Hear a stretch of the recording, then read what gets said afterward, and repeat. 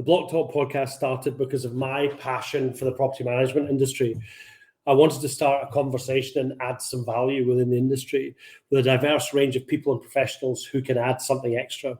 As we start out, my aim is that the podcast offers some useful insight into a variety of views, opinions, thoughts, and foresights from our guests, who include business leaders and industry experts. If you enjoy the podcast and want to find out any other information, head on over to brianwelsh.co.uk.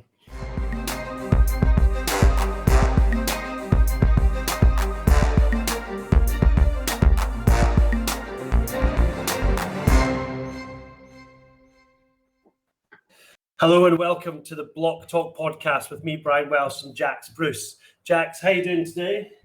Very well, thanks, Brian. I am very well. How are you doing? Yeah, I'm great. I've had a good day so far, and I'm really looking forward to this chat that we're about to do, because today we're talking to someone that we've worked with before, and I work with quite a lot, Reeve, social media rock star.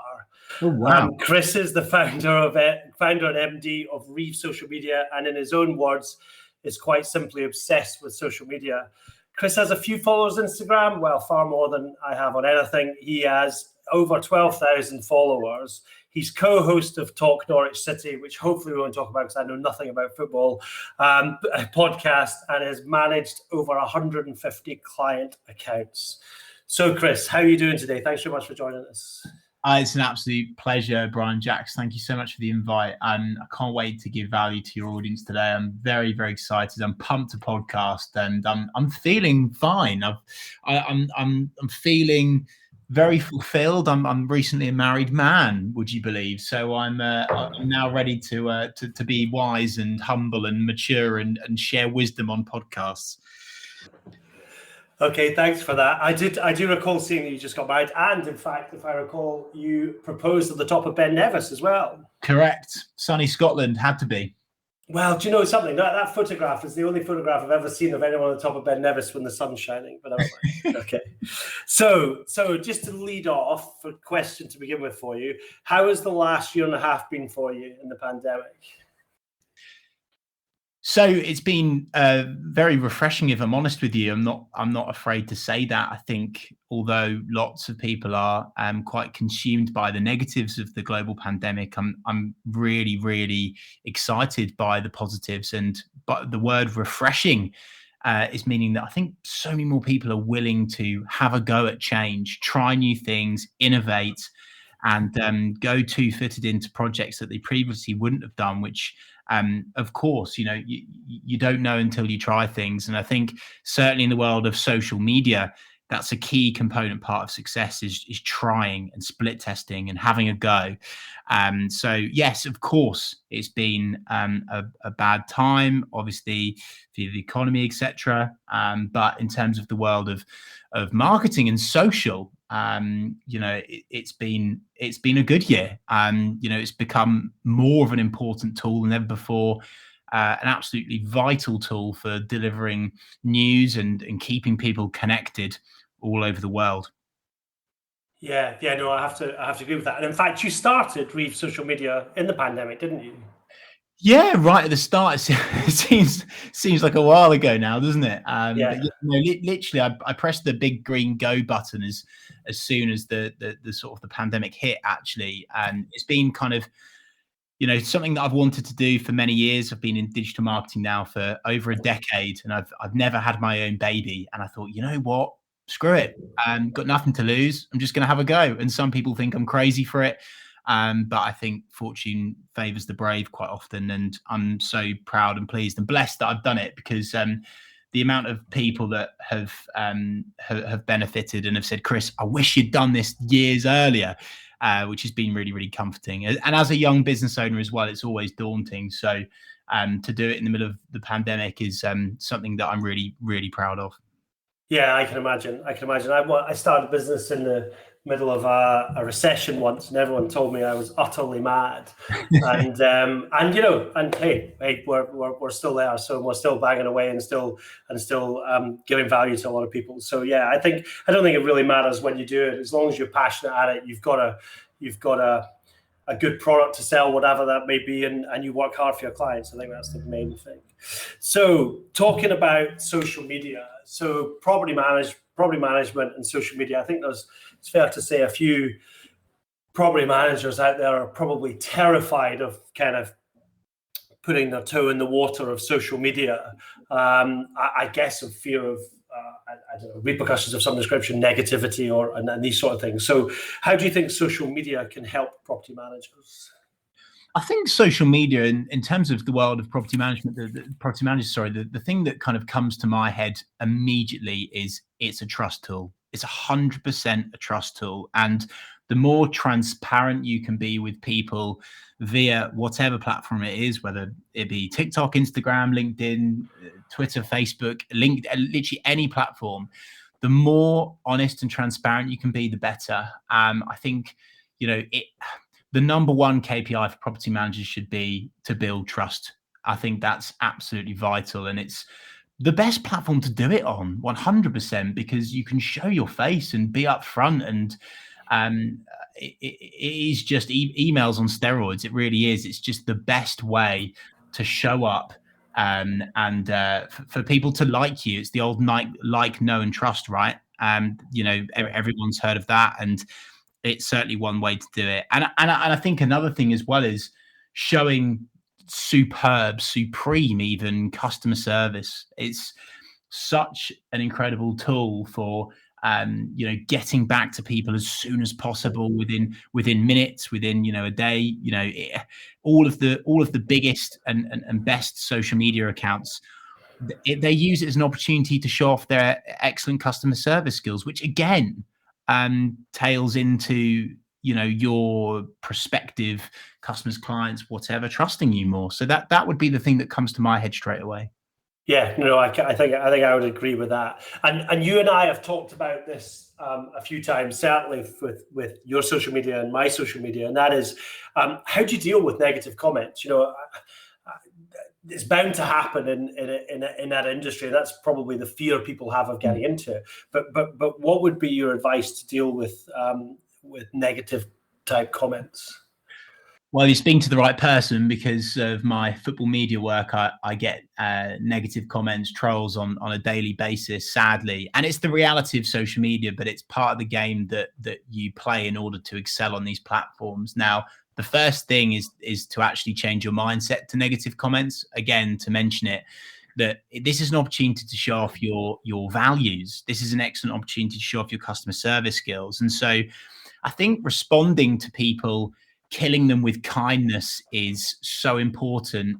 I don't know about you, Brian, but when I see reviews online, negative reviews where people bite back and they're nasty, and it's literally an online ping pong match for everyone to see. And not only is it embarrassing, but it's also really, really bad for your brand. And that is a social media trap that I do not want anyone listening to this to fall into. So I think, if I was to give some actions, kill them with kindness. And what I mean by that is responding to them with utter empathy. You don't know what's going on in their world. You don't know what they're struggling with. You don't know what's going on in their day. Have they just lost someone, et cetera, et cetera. The list goes on. I've very recently had one where it actually transpires that person had lost their business recently. And so that's one thing. But the other thing as well is to, if you're particularly struggling with it, just from a personal point of view, mute these people, block these people. If they're not your target customer, there's no point even entertaining a conversation if they're going to be really, really rude and out of order. But most of the time, if someone's constructive in their feedback, even if it is negative, I'll always respond to them.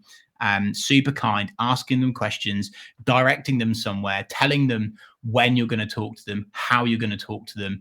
And I think that'd be how I would deal with negative comments. But honestly, the main thing, and probably 70 or 80% of what I've just said, the most important part of that segment is your own mindset to them. This is an opportunity to show off your values.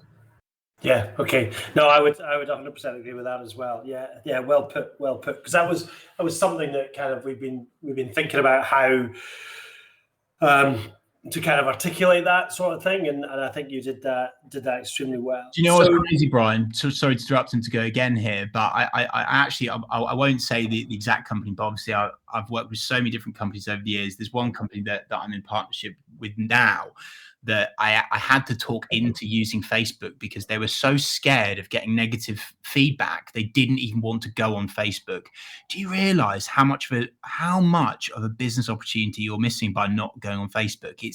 It's just crazy. It's almost brand suicide in 2021 to not be on these platforms. And there'll be people listening to this now that will be rolling their eyes, but the reality is, if you're not on social, you're losing so much latent potential for your business, whichever business that might be. And so, yeah, do not be afraid of negative feedback.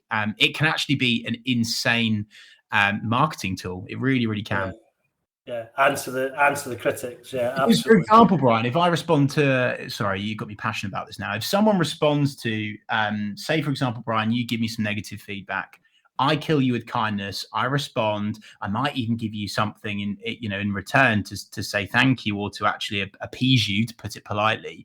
What you're then going to do is, rather than shouting and screaming and telling all your friends, well, what you might do is you might actually screenshot that and share it to your friends and go, oh my Lord, I've just spoken to this company and look how they've responded to me. They've even given me this and they've even said this. How refreshing is that? And then all of a sudden, Brian, you're doing my marketing for me. And that's my point. Yeah, no, I get it. So what type of posts do you think would engage people? What sort of posts should people be putting up there as a property management business? Well, I think, of course, not in a crude way, but to disclose all is so cool. Behind the scenes content, what I would call thought leadership content, meaning value adding, sharing your knowledge, sharing your expertise. A real easy one for anyone is actually just doing video content on what I'd call your frequently asked questions. What questions do people answer you in another medium that would actually be really useful you getting out there on social media? That's actually incredibly powerful, because if you answer their questions up front, you'll actually end up spending even less time when they're actually talking to you, because they'll already have the answers to the questions that they were going to ask you. So actually, let's take this away from social media for a second. You're actually going to really, really improve your business efficiency by publishing frequently asked questions online. So that's one thing. I've touched upon video content already, in terms of the content pyramid, if you will. The most important content of all is video content. It's the content that these platforms want to see the most. It's the content that captures the attention of people the most. But again, to go back to point one in the first question, use it as a trust tool, and to create that trust. Sharing video content is great. I think the other thing as well is actually asking questions and answering them in the post and giving as much value as possible. A lot of people, they use social as almost a sales funnel. They treat it as a sales tool and not a helping tool. And that's a big loss, because basically the more content that you give these platforms, the better, because they perceive you as wanting your audience to spend their time and attention on their platform. So those would be just two ways of doing it straight away. Of course, there's a ton of detail around hashtags, around post structure, etc., which I'll happily delve into, but those are just two things to get you started. No, that sounds really interesting. Okay, so if anyone wants inspiration, what social feeds do you think would offer that for them? So what could they go and look at to kind of see what good looks like? Cool. Well, there's so many examples in it, and it totally depends on your field of work or your expertise or what you're particularly interested in. But I tend to hang around accounts again with people that are just sharing stories all the time. They're storytelling. They're telling people about their journey, but also how it resonates and how it's relevant to them. I think that's an absolute cracker of a tactic for social, telling your story, but then how it's relevant to them, sharing a problem, providing the solution. And so accounts that I follow, in my world, obviously being in social media, I really love the Buffer account. This is a platform that I use to schedule all of my content on.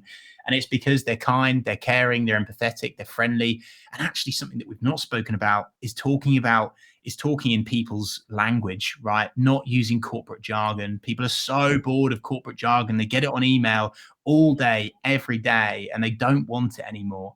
And so I think the accounts that I tend to hang around on the most and engage with the most talk to me in my language. And so that's, again, something to action. For anyone listening, is if you are using social media, are you talking in the language that you perceive that people do understand, or are you talking in the language of your target market? I can almost guarantee that you need to simplify your content more than you are at the moment. Yeah, no, that's interesting, because there is that tendency to, take that marketing blurb that's been sent out and then just use that for social, and it really does need to be changed depending on the audience. Yeah. Okay, so you've worked in social media for a while. Is there a project that's interested you most? Oh, that's cool. That's hard. I've worked on probably coming up to 200 different social accounts now, B2B, B2C, personal brands, managing directors, all sorts. I think the projects that I'm almost most passionate about are projects where it actually makes a meaningful difference. So, for example, I'm working with a charity based down in Norfolk at the moment, a mental health charity called Mind Norfolk and Waveney.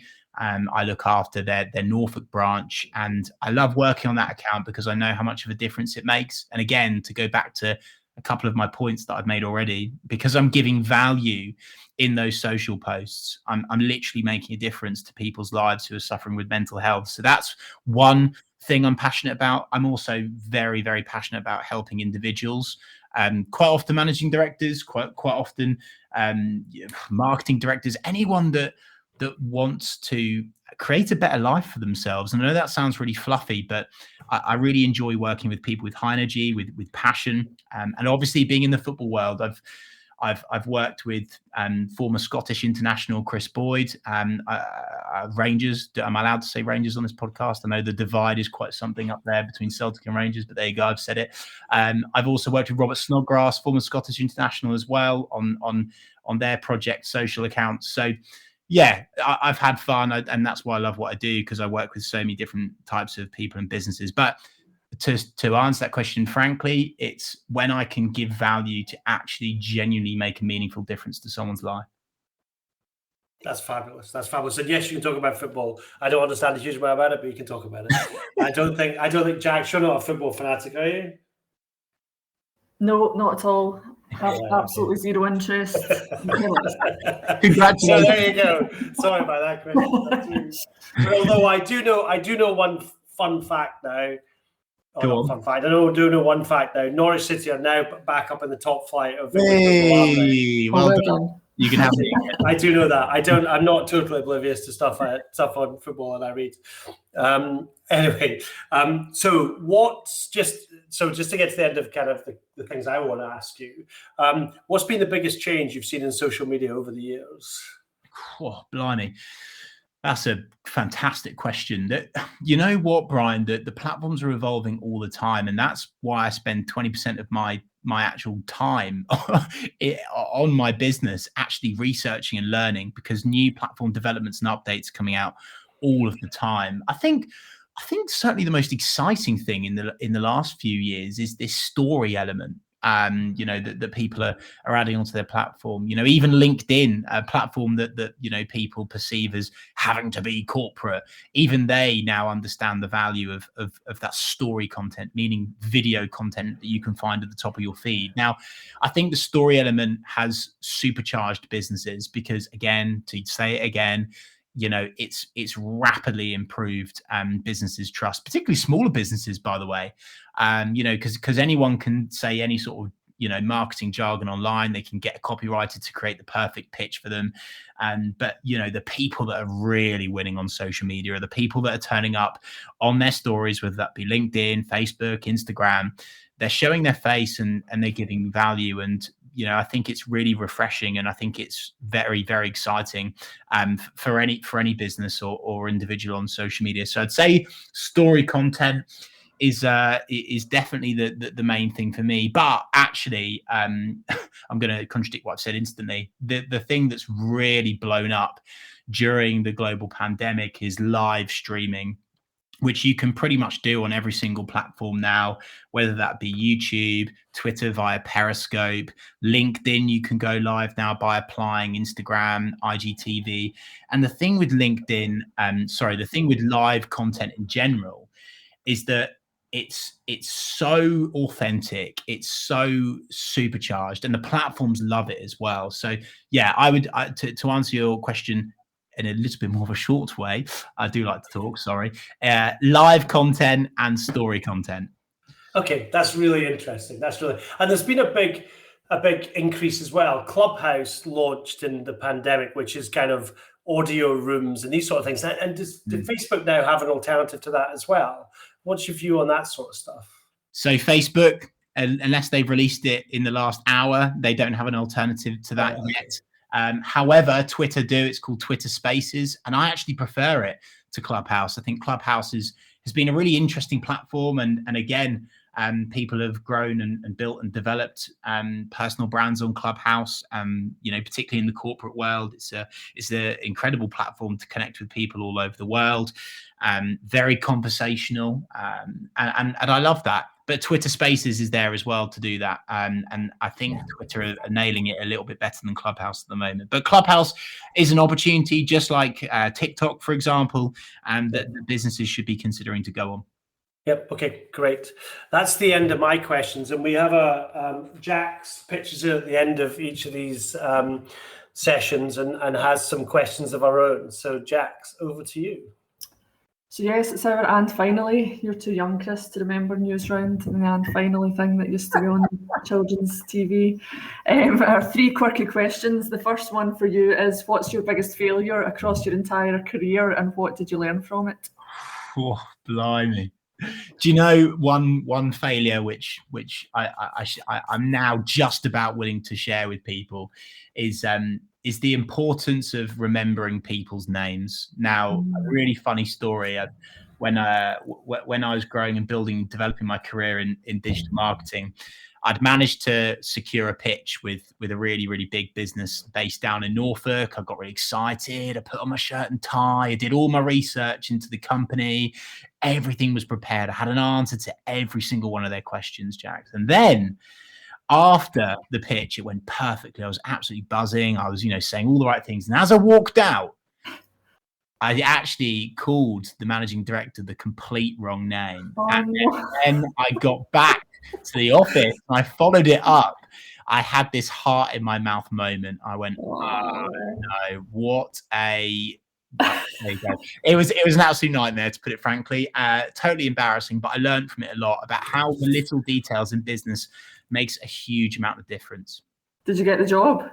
No, didn't win the pitch. That's my point. And some people listening to this would say, "Oh, that's a bit pathetic." Surely they would just correct you. But you know what? I'm actually really thankful for that lesson. And I think another failure as well is when you're pitching as well is to make sure that you're creating something really super bespoke for people. So there's been one occasion where I'd embarrassingly left part of a pitch from someone else in a new email, which was very embarrassing. So yeah, I think for me, attention to detail is something that I've had to improve on massively in my short amount of time in business. Yeah. Fair enough. Good. That's quite funny. Thanks for sharing that. If you ruled the world for a day, Jack's, my career's down the toilet now, so I hope you helped. No, that wasn't us. We did interview someone on the podcast who after kind of 30 years of past his first mistake is finally getting over it. So yeah, I think we've had worse. So. So if you ruled the world, Chris, for a day, what would you do? Wow. I think that's the best question I've ever had on a podcast. Done a few. If I could rule the world for a day, one world for a day, what would I do? Do you know, I would ask everyone to give. I think that where we are at now, try not to go too political, but I think everyone can do something to help. We can all do our little thing to make a big difference in the world. And I don't mean, by the way, giving money. I'm not talking about wealthy people having to give more money necessarily. But I just ask everyone for one day to say, what can I do to give to someone less fortunate to me, and give them a, whether that be giving a young apprentice an opportunity to rise if they've had a tough start in life, whether it be to, spend some time in an orphanage, or go to an old people's home and go and read a story. I don't know. I just think that one day of just pure happiness and giving rather than taking would make such a tremendous difference in the world that we live in today. Oh, you're just bringing a tear to my eye there, Chris. That's really nice. Sorry. No, that's lovely. That would, if I ruled the world, I think I'd do that every day. Pretty cool. So fast forward to when you're 70 and you're looking back at your life.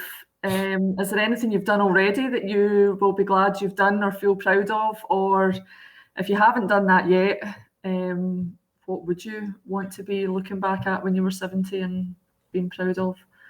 Well, again, fantastic question. And can I just say, actually, before I get into this, the best conversation I've had in the last decade of my life was when I was going up to Manchester for a music concert, and if you want to call it that, a cough rave. And what I did is, on the train, I actually I went and sat next to an elderly person. Basically, all of my lads had gone and found themselves a seat, and on the other side of the train, the opposite to us, there's a little old lady sitting on her own. So I ended up sitting next to her, and I asked her, and I don't know why, but I just did. I just asked the question: if you could, she must have been in her 80s. I said, if you could go back in time, what would you do again? And she shared her regrets. She just opened up, and it was just such an incredible conversation, because she spoke about, the fact that she actually should have just tried to go for her dream job. She wished that she'd spent even more time with her family. She'd wished that she hadn't held people's, pointless opinions of her in such high regard when they weren't actually going to help her. So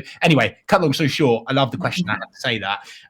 To answer your question, I think oh God, that's just such a that's an absolute crackerjacks. And I think maybe Chris, maybe you've got so far such a long way to go to 70. You're struggling. Okay, so I place my happiness and fulfillment on travel and exploring and exposing myself to new cultures. So I'm very proud and luckily and privileged to have been to so many places all over the world. So I'd love to continue that journey. Something that I've raised lots of money for charity, which I'm proud of, but probably the thing that I was most proud of is I went to Zambia so basically, to cut a long story short, my mum died in 2007, and I was really, really struggling with grief. And about 3 years into that, I literally chucked myself on a plane to Zambia with a group of other kids to volunteer at a school and an orphanage. And until I did that trip, I had such a lack of perspective. And I met this young chap called Webby, who hadn't celebrated his birthday since he was 6 years old, and he lost both his mum and his dad. And some people listening might think, well, actually, Chris, okay, that's pretty. I'm not sure how that sits with me, because you've gone as a tourist to this country. But I think I'm actually just super proud of that, and I wish more young people did that. If I could give any advice to any young person, it would be, go somewhere, underprivileged, and actually help and support and get such a good perspective on what life is all about, because they're so happy over there, but they've got so much less than us. And so I think that would be one of the things I'm most proud of so far. But as a 27-year-old guy, I'm hoping there'll be, tens, if not hundreds of things that I'll be proud of by the end of my journey. Oh, nice. Thanks, Chris. That was really good. Nice. Cool. That's your 3 colour questions. Well done. I survived the test. Chris, thank you just so much for coming on and sharing with us your views on that and your expertise with social media as well. I really do think that's going to be extremely helpful to people listening. So yeah, thank you very much for coming on. No, it's an absolute pleasure, and kudos to you guys. I think Blocktalk is such a cool podcast for people to listen to, and I wish everyone listening to this an absolutely fantastic day. And if you've got any questions, feel free to drop me an email anytime. I'm sure it'll be available somewhere, but it's going to be chris@reevesocialmedia.co.uk. Cheers, Chris. Thanks. See you again. Bye. Bye-bye. Bye.